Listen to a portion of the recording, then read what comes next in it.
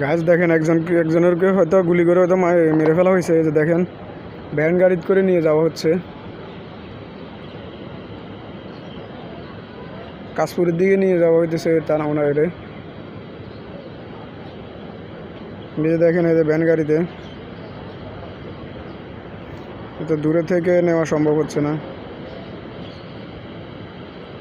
একজন আহত হয়েছে।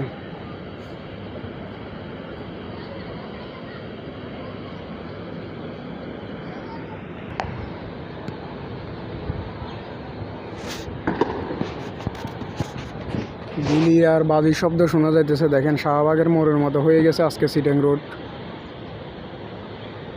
আর এই যে হেলিকপ্টার ওই যে এখানে ল্যান্ড করে আছে।